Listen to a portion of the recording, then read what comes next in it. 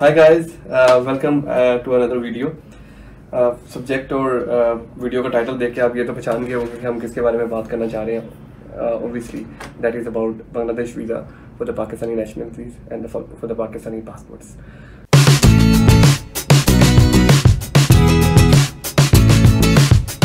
और जैसा कि आप लोगों को पता है कि 2019 13 मई 2019 वीज़ास बंद किए हुए थे। पाकिस्तान ने जितनी नेशनलिटीज़ हैं उनको बांग्लादेश के कोई इश्यूज थे इनके आपस में, और उसकी वजह से उसके ही रिटर्न में जो है वो बांग्लादेश एम्बेसी ने ये किया कि अपना एम्बेसडर ही जो है वो वापस बुला लिया, जिसकी वजह से वो वीज़ा इश्यूज करना पाकिस्तानी पासपोर्ट्स के लिए बंद कर दिए गए। यानी कि जितने लोग जो है वो इस्लामाबाद और कराची की हाई कमीशन ऑफ बांग्लादेश में जाते थे उनको वापस भेज दिया जाता था, यानी कि प्रोसेसिंग ही बंद थी।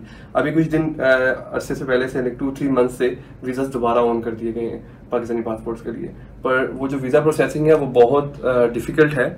मीन्स के took time for the Pakistani nationalities to clearance से, क्योंकि जब आप डॉक्यूमेंट सबमिट करवाते हैं तो उसके बाद वो डॉक्यूमेंट जाते हैं बांग्लादेश में। जब वो बांग्लादेश हाई कमीशन के पास वहाँ पे जाते हैं तो ऑब्वियसली वो प्रोसेस उनका कोई प्रोसेस है क्लियरेंस का। उसके बाद उनकी गवर्नमेंट और जो कमीशन ऑफिसर्स हैं उनकी से आपको क्लियरेंस मिलती है तो वो डॉक्यूमेंट्स आपके वापस पाकिस्तान जाते हैं। और उसके बाद आपको करना ये होगा कि जब आपके डॉक्यूमेंट्स आपने सबमिट करवा ली हो, हम आपको भी बताते हैं कि कौन कौन से डॉक्यूमेंट्स हैं। तो फिर आपने अपना पासपोर्ट साथ लेकर जाना है, क्योंकि जब आप सबमिट करवाने जाते हो तो तब आपके सिर्फ पेपर ही सबमिट होते हैं, आपका पासपोर्ट वो आपको वापस दे देते हैं। सबसे पहले तो ये बताते हैं ना कि हम एम्बेसी गए तो हमें को बहुत से लोग ऐसे मिले, बहुत सी लेडीज ऐसी मिली, बहुत सी फैमिलीज ऐसी मिली जो कि वहाँ के सब कुछ उनकी फैमिलीज यानी कि उनके माँ बाप वहीं पे ही हैं, सारे खानदान वहीं पे ही है, तो सिर्फ वो एक फैमिली जो है वो यहाँ पे रह रही थी। तो उनसे मेरी थोड़ी बात हुई तो वो कहते हैं हम वापस जाना चाहते हैं और हमें ये नहीं पता डॉक्यूमेंट्स कैसे बनाने हैं, हमें ये नहीं पता अप्लाई कैसे करना है, तो क्या कर सकते हैं। तो एक केस नहीं, मैंने वहाँ पे कई केसेस देखा, पर एम्बेसी हाई कमीशन जो है वो इतना सॉर्ट आउट आप अंदर नहीं जा सकते कि अंदर जाके आप इतनी इन्फॉर्मेशन गैदर कर सकें। यस, उनका फ्रंट डेस्क है, फ्रंट डेस्क से एक लिमिटेड इन्फॉर्मेशन मिलती है, जो कि लिमिटेड इन्फॉर्मेशन ये होगी, वो आपको कहेंगे जी आप ऑनलाइन विजिट कर लें, आप फॉर्म फिल कर लें तो फिर आप आइएगा। अब वो इंसान जो है जिसको ऑनलाइन का कुछ पता ही नहीं है वो नहीं जान सकता कि ऑनलाइन कैसे जाके फॉर्म निकालूंगा। कुछ एजेड लोग भी थे, जो बच्चे थे वो तो जान जाते हैं इसके बारे में, और जो यंगस्टर्स हैं वो इजीली गेट कर लेते हैं इसके बात को। और दूसरी बात, सबसे बड़ी बात ये कि इनका कोई एजेंट नहीं है, दे डोंट प्रेफर एजेंट्स। और पाकिस्तान में बहुत कम एजेंट जो है वो ट्रैवल एजेंट जो है वो बांग्लादेश के वीजे को टैकल करते हैं, क्योंकि वो खुद कहते हैं कि हम एजेंट्स को सर्विसेज प्रोवाइड नहीं करते। तो इसलिए एजेंट तो इस केस में आउट हो गए, ठीक है। अगर एजेंट्स हो तो आप simply you can give them सब मनी, जो भी उनकी सर्विस चार्जेस होते हैं, और उसके बाद वो आपके सारे डॉक्यूमेंटेशन खराब करते हैं, वीजा सबमिट भी खुद करवाते हैं। पर इसमें ऐसा सीन नहीं है।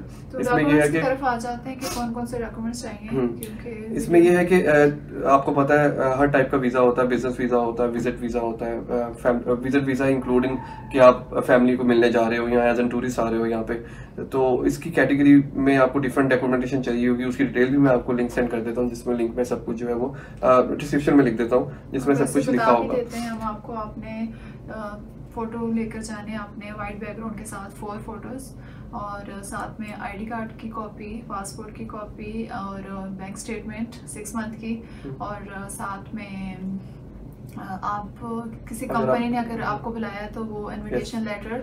सो अगर बिजनेस वीजा है तो ऑब्वियसली आपको किसी कंपनी ने आपको यहाँ से स्पॉन्सर किया होगा, जिस कंपनी ने स्पॉन्सर किया है वो ऑब्वियसली आपको इनविटेशन प्रोवाइड करेंगे, वो इनविटेशन आपको साथ लेके जाना पड़ेगा। और अगर आप बिजनेस कर रहे हैं कोई पाकिस्तान में तो अपनी कंपनी का वो लेटर हेड जो होता है वो आपने साथ में रखना है। तो ये सारे डॉक्यूमेंट्स आपने लेकर जाने। और हाँ, ये सारे, इसमें पोलियो वैक्सीनेशन लेटर नहीं होता, नहीं इसमें नहीं। तो आपने ये सारी चीज़ें लेकर जानी है, आपके सारे पेपर और साथ ओरिजिनल अपना पासपोर्ट लेकर जाएंगे। और सबसे मेजर जो चीज़ है वो होगा आपका एप्लीकेशन फॉर्म। एप्लीकेशन आपको फॉर्म यहाँ तो एम्बेसी खुद प्रोवाइड करेगी, बट रेयर केसेस में एम्बेसी जो है वो बहुत ही आप जरूरतमंद है तो आपको फ्रंट डेस्क से प्रोवाइड किया जाता है, अदरवाइज वो भी प्रोवाइड नहीं किया जाता। आपको ये क्या करना है, सिंपली उनकी बांग्लादेश गवर्नमेंट की हाई कमीशन ऑफ पाकिस्तान की वेबसाइट पे जाना है। वहाँ पे सिंपली पहले पेज पे जो है वो 2 आपके ऑप्शंस पड़े हुए हैं, एक for the visit visa and for the business visa.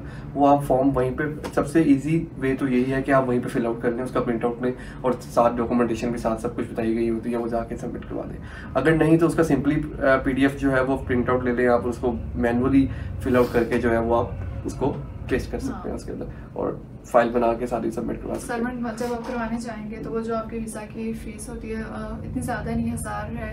वो नॉमिनल के चार्जेस हैं, सम $2-3-5 वो आप ₹1000 से चार्ज होता है विंडो पे, वो आपने उनको पे करने, उसके बाद थोड़ी देर बाद वो आपको बिठाएंगे आपके डॉक्यूमेंट्स लेने के बाद, और फिर आपका इंटरव्यू होगा। वहाँ पर कोई ना कोई बैठे होते हैं तो आपसे पूछेंगे कि आप क्यों जा रहे हैं, तो आप कितने दिनों के लिए जा रहे हैं, किससे मिलेंगे, क्या करेंगे। तो ये सारे बेसिक थोड़े से क्वेश्चंस होते हैं, वही जो आपने लिखा होता है अपने वीज़ा फॉर्म में, तो वही सारी बातें आपने उनको बतानी होती है। प्रोसीजर ये है कि उनकी एम्बेसी 10 बजे खुलती है, उनके समटाइम लोग पहुंच जाते हैं 8-9 बजे। कोई जाने का फ़ायदा नहीं है क्योंकि उधर बैठने की स्पेस लिमिटेड है। सो आप टाइम पे ही जाएं। इस्लामाबाद वाली में अगर आप जा रहे हैं 10 बजे उनकी एम्बेसी का काउंटर खुल जाता है, और वो सिर्फ 1-2 घंटे के लिए खुलता है क्योंकि इतने रश नहीं होता है। I haven't seen any rush in there. 5 to 10 people over there. So आप 10 बजे तक अगर चले जाएं तो आपको उसी वक्त कोई 5 to 10 या 15 मिनट्स तक आपकी टर्न आ जाती है। आप पेपर सबमिट करवाएंगे काउंटर पे। ये जो आपका फ्रंट डेस्क होता है, एक विंडो सी होती है, वहाँ पे एम्बेसडर बैठे होते हैं। वो पहले तो आपसे कलेक्ट कर लेंगे, फिर उसके बाद आपको वो टाइम देंगे थोड़ी उसी विद इन 10 to 15 मिनट्स आपके एम्बेसडर के साथ, बांग्लादेश एम्बेसडर के साथ जो है वो आपकी मीटिंग होती है। जब आप उसकी ऑब्वियसली वो they ask you so many questions कि आप किस लिए जा रहे हैं, कहाँ पे जा रहे हैं, आपका अराइवल डेट क्या है, क्या एक्सपेक्ट कर रहे हैं आप, वापस कब आएंगे, कहाँ स्टे करेंगे, कौन सी कंपनी बुला रही है। अगर आप, क्योंकि हम जो है वो पर्सनली बिजनेस वीजे पे आएंगे, बुला रहे हैं तो आप अपने रिलेटिव्स के एड्रेस बताएंगे, उनके नाम बताएंगे, और वो उसको वेरीफाई भी कर सकते हैं। इसके बाद वो आपको आपका पासपोर्ट जो है वो वापस कर देंगे। वापस करके, और नॉर्मली जो मुझे सुनने में मिला है, वो लोग जो वहाँ पे बैठे हुए थे वो बता रहे थे, it normally took like 30 to 35 days, 20 to 30 days you can say, working days. So इन दिनों के दरमियान में आपका वीज़ा प्रोसेसिंग सारी रहती है, और उसके बाद आपको कॉल आती है। इधर अगर ऑब्वियसली आपका वीज़ा लगना होगा, आपको कॉल आ जाएगी कि जी आप कल जो है वो इस्लामाबाद एम्बेसी ऑफ बांग्लादेश में जो है वो सुबह 10 बजे अपना पासपोर्ट लेके आ जाए, अगर तो लगना होगा। और अगर आपकी क्लियरेंस नहीं आई तो they not gonna call you back. और उसमें यह है कि हमारा क्योंकि बिजनेस वीज़ा था और एक अर्जेंट सीन था, even we are shock as well कि 5 वर्किंग डेज में वीज़ा कैसे लग गया। क्योंकि हमें जिस इवेंट के लिए यहाँ पर आना था तो उन लोगों को तो हम लोग चाहिए ही थे, तो वैसे वो that was the reason कि हमें 5 days में जो है वो इतना कर दिया। And that group is the major industries over here. They got 29 companies in Bangladesh. 29 companies means उनके अपने बैंक हैं, उनकी अपनी इंडस्ट्रीज हैं, उनके अपने मॉल्स हैं, उनके अपनी जो है वो फैंस की मिल हैं। तो ओवरऑल मोर देन 50% ऑफ आपका ज़्यादा सोर्स अच्छा है तो आप जल्दी वीज़ा ले सकते हो। एग्जैक्टली। एंड अगर आपको जो स्पॉन्सर कर रहे हैं वो हाई कमीशन को पुश करें तो might be possible it can get even 10 days। सो ये तो हो गई बात वीज़ा प्रोसेसिंग की। और दूसरी बात ये कि जो छोटी सी मैं for the sake of help mention करना चाहूँगा कि हमारी आईडीज अवेलेबल हैं आप लोगों के पास, इंस्टाग्राम, फेसबुक एंड एवरीथिंग। अगर आपको किसी कोई हेल्प चाहिए एम्बेसी से रिलेटेड, अगर आपको कुछ समझ नहीं आ रहा तो डू लेट अस नो।